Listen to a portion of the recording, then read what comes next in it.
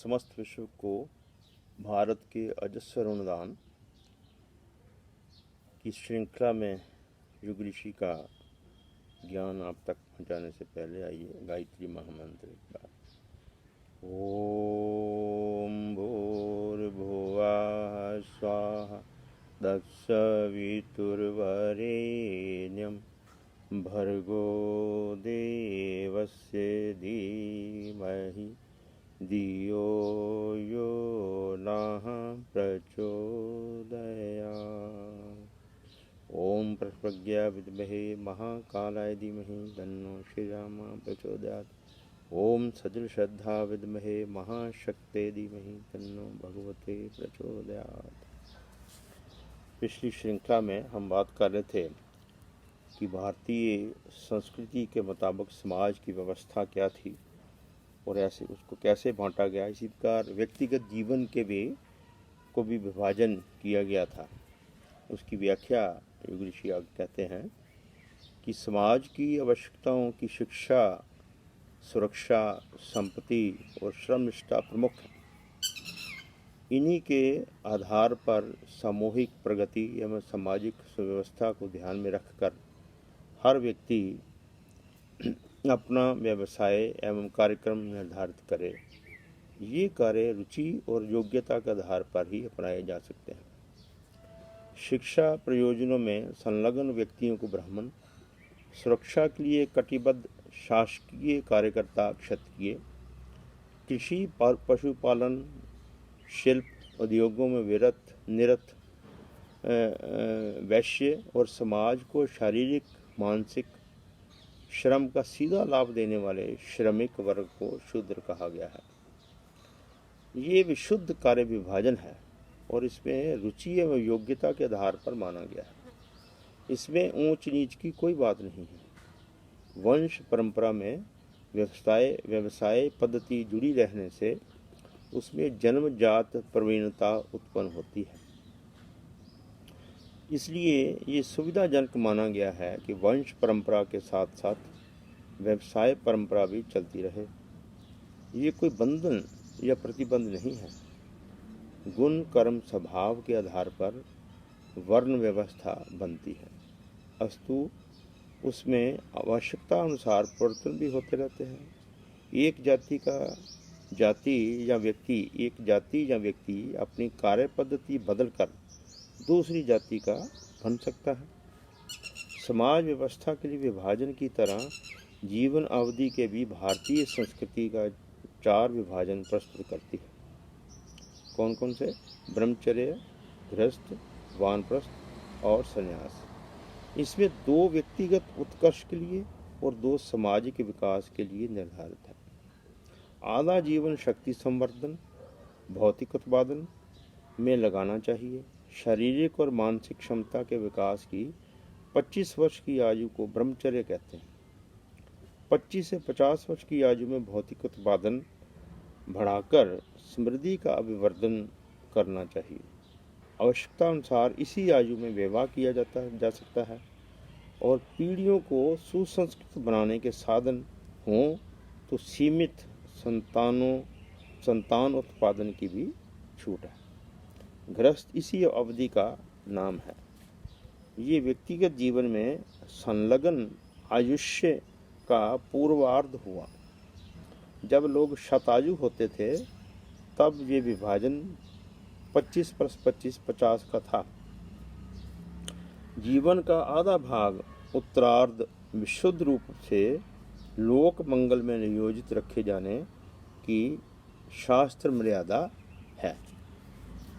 ढलती आयु में वानप्रस्थ धारण किया जाए और घर परिवार को आवश्यक मार्गदर्शन सहयोग देते हुए अधिकांश समय समाज सेवा में लगाया जाना चाहिए। इसी मान्यता के आधार पर प्राचीन काल में सुयोग्य, सुशिक्षित, अनुभवी एवं साधना संपन्न लोग से भी बिना किसी वेतन पारिश्रमिक के मिलते थे और समाज कल्याण के असंख्यों क्रियाकलाप इस वर्ग द्वारा सुसंचालित किए जाते थे। समुन्नत समाज के लिए ये बहुत बड़ा आधार है कि उसे सुयोग्य और सस्ते समाज से भी प्रचुर परिमाण से उपलब्ध हों। वानप्रस्थ परंपरा ने ही भारत की आंतरिक महानता बढ़ाई थी और इसी कारण समस्त विश्व में यहाँ के महामानवों की सेवा सहायता उपलब्ध हो सकती थी। आगे युग ऋषि कहते हैं कि शरीर थक जाने पर परिवर्ज्य का पर्यटन का कार्य कठिन पड़ता है और बादलों की तरह सुदूर क्षेत्रों में जाकर सेवा साधना के विभिन्न कार्यक्रमों को चलाया जा सकना संभव नहीं होता। तब एक स्थान पर कुटी आश्रम बनाकर साधना, शिक्षा, स्वाध्याय आदि के लिए विद्यालय, चिकित्सालय, ग्रंथ रचना, योग साधना, सत्संग, परामर्श जैसे कार्यों को हाथ में लिया जाता है। संक्षेप में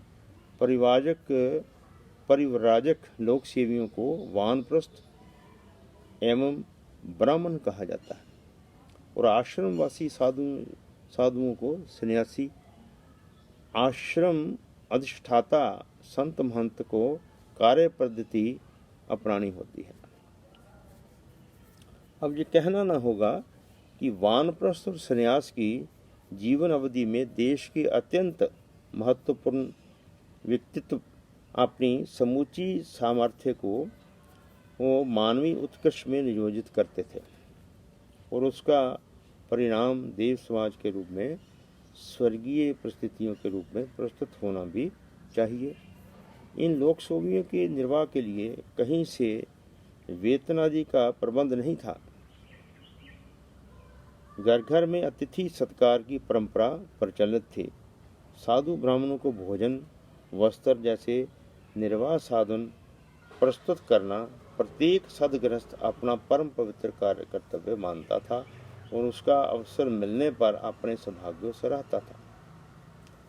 जैसे आज की परंपरा है कि वो देने वाला अपने को बहुत बड़ा सेठ मानता है, दानी मानता है, और लेने वाला अपने को मानसिक रूप में एक भिखारी की तरह अपने को समझता है। ये कम्प्लेक्स जो है, ऐसे मानसिक कम्प्लेक्स जो है आज की जो सामाजिक व्यवस्थाएं बिगड़ने के कारण ये संभव हुई। यदि यही परंपरा जो युग ऋषि यहाँ बता रहे हैं, यदि यही रहे तो एक बड़ी स्वस्थ परंपरा ये बनी हुई थी कि ना देने वाले को अहम है, ना लेने वाले को कहीं गिरानी होती थी। आइए आगे युग ऋषि कहते हैं, संपन्न लोग इन लोक सेवियों के लिए धर्मशाला एवं देवालयों में विश्वास स्थान बनाते थे, अन्न क्षेत्र आदि की विशेष व्यवस्था करते थे। ब्रह्म भोज की साधु ब्राह्मणों को समय समय पर दान देने की परंपरा इसी दृष्टि से प्रचलित हुई ताकि उस आधार पर लोक सेवियों के निर्वाह के साधन, सुविधा और सम्मान के साथ मिल सके। यदि कहीं इस प्रकार की निर्धारित पूर्व व्यवस्था ना होती तो वे बिना संकोच हर घर को अपना घर मानकर भोजन के समय रोटी भी मांग लेते थे। भिक्षा को इसी आधार पर ग्राह्य एवं देय माना गया है। आपका कर्तव्य माना गया था कि ये भाई जो आएगा ऐसा धार्मिक व्यक्ति, उसको हमने देना ही देना अपनी समर्थ के अनुसार। अन्यथा समर्थ व्यक्ति के लिए स्वार्थ साधना के हेतु मांगी हुई भिक्षा तो प्रत्यक्ष ही आत्म सम्मान के सर्वथा विरुद्ध और अग्राह्य ही ठहराई जा सकती है। इसीलिए ये सारे जो मंदिरों का जो संरचना हुई थी, मंदिर को जन जागरण के केंद्र बनाने के लिए हमारी जो सनातन परंपरा थी वो यही थी। लेकिन अब हम देखते हैं कि क्या हालत हो गई है कि ना तो मंदिर के प्रबंधकों को कोई जानकारी होती है, वो तो केवल एक चौधरी बनने के लिए या उसका कुछ और सामाजिक लाभ उठाने के लिए, चाहे राजनीतिक लाभ कह लें या कुछ और अपनी प्रतिष्ठा बढ़ाने के लिए उस स्थान का यूज़ करते हैं। वो ना वहाँ पर जो पुजारी बैठे हैं उनको ये ज्ञान होता है कि भाई हमने धर्म का प्रसार करना है, मॉरल वैल्यू जो हमारी ऋषियों ने परंपरा बनाई थी उसके बारे में बताना।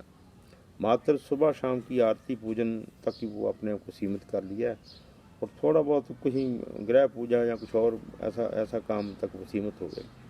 ये हम सबको जितने भी हम इसको सुन रहे हैं या समझ रहे हैं, ये हम सब का ये दायित्व बनता है कि अपनी प्राचीन जो मूल्य थे, वैल्यूज़ थी, उनकी स्थापना में हमें कहीं ना कहीं योगदान देना। ये श्रृंखला बनाने का मेरा तात्पर्य ही, मीनिंग ही यही है कि हमें पता लगे कि हम भाई हमारी संस्कृति क्या थी, कैसी परंपराएं होती थी, कैसी ये वर्ण व्यवस्था थी जो आज कहीं उस नीच ऊंच जाति की उसमें बीच में ऐसी विडम्बना, ऐसी हमारे ऊपर कुछ परंपराएं बीच में दूषित होती चली गई, जिससे ये बना गया और हिंदू समाज वो बढ़ता चला गया जातिवाद के उसमें जहर के कारण। तो आइए इन बातों को समझने का प्रयास करें और अपने जीवन को, जो आज परम पूज्य युग ऋषि ये भी कहा करते थे कि आज जो जीवन का जो जो भाग है, जिसको उन्होंने 4 भागों में बांटा है, उसमें केवल एक गृहस्थ आश्रम रह गया। गृहस्थ आश्रम का तात्पर्य ये है कि वो व्यक्ति एक अपनी लाइफ जो है वो मौज मस्ती में ही सारी ज़िंदगी उसने बताई। बाकी 3 जो थे, ब्रह्मचर्य, वानप्रस्थ और संन्यास आश्रम, उसको तो भूल ही गया। गृहस्थ में वो मस्त है, उसी में आप उसको आप कह सकते हैं कि काम लोलुपता के कारण समझ लीजिए, या पैसे को इकट्ठा करने की सुविधा समझ लीजिए, तो एक ही उसमें जो है भाग रह गया आयु का। और इसी प्रकार समाज की व्यवस्था भी बिगड़ गई, उसमें केवल एक वैश्य वर्ग रह गया, जिसमें आप कह सकते हैं कि ब्राह्मण ने भी पैसा कमाने का सिस्टम बना लिया और बाकी क्षत्रियों ने भी अपना धर्म भूलकर, शूद्र जाति हैं तो उनका तो था ही कि पैसे का अर्जन करना ही एक मूल रह गया। तो एक सारी व्यवस्थाएं जो है वो चरमरा गई। आज जो चाहे वो ब्राह्मण सभा बनी हुई हैं या जो भी बने हुए हैं, उनको यदि उनको कहा जाए कि भाई ब्राह्मण होता क्या है, ब्राह्मण की पहचान क्या है, ब्राह्मण का कर्म क्या है, वो तो भूल गए, क्योंकि वैश्य वर्ग प्रधानता देखते हैं, पैसे की प्रधानता के कारण ये सारा सिस्टम बिगड़ा है। आइए उन मूल्यों को दोबारा, उस युग ऋषि की पीड़ा को समझते हुए, जिन्होंने इतना घोर तपश्चर्या की, अपनी आयु में इतना हमारे लिए आर्ष ग्रंथों की संरचना की स्वामी वेद व्यास, अपने महर्षि वेद व्यास के बाद, तो इसका हम उपयोग उठाएं। इसका कम से कम मेरी उम्र में जो लोग पहुँचे हुए हैं, उनका ये दायित्व बनता है कि समाज की दशा सुधारने के लिए परिवार, समाज और राष्ट्र ये एक ही आपस में जुड़े हुए हैं। यदि हम व्यक्ति सुधरेगा और परिवार बनेगा, फिर समाज और राष्ट्र बनेगा, तभी हम इन बातों को आगे बढ़ा सकते हैं। आइए युग ऋषि आगे कहते हैं कि आज साधु ब्राह्मणों की जो दुर्गति है, भिक्षा व्यवस्था की जो स्थिति है, धर्मशाला और अन्य क्षेत्रों का जैसा दुरुपयोग होता है, उसे देखकर हर धर्म प्रेमी को केवल दुखी ही हो सकता है। 7 लाख गाँवों में यदि वर्तमान, उस समय जब युग ऋषि ने लिखा है, उस समय की ये उनका सेंसस है कि उस वक्त यदि उसको इशारा किया कि यदि वर्तमान 53 लाख साधु सेवा प्रयोजनों की चले गए होते, तो हर गांव को 8 समाज सेवी मिलते और वहाँ की अनेकों सार्वजनिक सेवा सत्प्रवृत्तियों आकाश चूमती और सर्वोत्मुखी प्रगति का पथ प्रशस्त करती दिखाई पड़ती। ये व्यवस्थाएं बिगड़नी, जैसे मैंने अपने ऊपर निवेदन किया है कि वो जो उसके प्रबंधक है, ना उनको पता है, ना जो हमारे प्रवाचक वहाँ बैठे हैं, पुजारी बैठे हैं, उनको नहीं पता, ज्ञान नहीं। और एक दूसरे का, आप कह सकते हैं, एक का अहम का पोषण हो रहा है और दूसरे का परिवार पोषण हो रहा है। ये वैल्यू जो है वो उसको स्थापित करने की हमें चेष्टा करनी चाहिए। युग ऋषि आगे कहते हैं कि भारतीय संस्कृति में प्रतीक पूजा का प्रचलन है, अर्थात मूर्तियों में नदी, पर्वतों, वृक्षों, पशुओं, पक्षियों में, यहाँ तक कि चूल्हे, चक्की, उखल, फसल जैसे उपकरणों की पूजा का प्रावधान रखा गया है। स्थूल दृष्टि से ये सब जड़ पूजा का एक माहौल उड़ता है, उपहासापद प्रयोग प्रतीत होता है, किंतु वस्तुतः वैसा है नहीं। सूक्ष्म तक पहुँचने के लिए स्थूल का प्रयोग किया जा सकता है। कीटाणुओं और जीवाणुओं को खुली आंख से नहीं देख पाते, तो उसके लिए माइक्रोस्कोप का प्रयोग करते हैं। भाव संवेदनाएं अति सूक्ष्म होती हैं, उनका स्मृति एवं जागृति के लिए उपकरणों का प्रयोग किया जाता है तो उसे उचित एवं आवश्यक ही माना जाना चाहिए। आगे लिखते हैं योगी ऋषि, ज्ञान वृद्धि के लिए पुस्तक की आवश्यकता पड़ती है। विचार अभिव्यक्ति के लिए लेखनी का प्रयोग करना पड़ता है। विचार सूक्ष्म है, उनकी कोई आकृति नहीं बन सकती, पर लेखनी से लिपिबद्ध करके उन्हें मूर्तिमान बना दिया जाता है। इन लिखे पृष्ठों को पढ़ने से उन्हीं भावों के साथ पाठक का संबंध स्थापित हो जाता है जो लेखक के मन मस्तिष्क में थे। इस प्रकार कागज पर लिखे अक्षर सर्वथा स्थूल होते हुए भी अभीष्ट चिंतन के आदान प्रदान का माध्यम बन जाते हैं। प्रतीक पूजा की उपयोगिता इस आधार पर ही समझी जा सकती है। आपको यदि कहीं चर्चा करें तो आपको यदि कोई बात कहे कि भाई आपके हिंदू धर्म में तो देखो जी ये भी पूजा करते हैं वो भी पूजा करते हैं, उसका आंसर आप इसमें आप मिल सकता है, आप ढूंढ सकते हैं कि सूक्ष्म और स्थूल का जो दोनों का जो लिंक है वो कैसे पैदा करने के लिए ये सारी व्यवस्थाएं हमारी हिंदू संस्कृति में, भारतीय संस्कृति में बनी थी। आज की बात यहीं हम समापन करते हैं। आगे का जो इस विषय के ऊपर है उसका आदान प्रदान हम अगली कड़ी में करेंगे। इन शब्दों के साथ आपका मैं धन्यवाद करता हूँ। ओम शांति।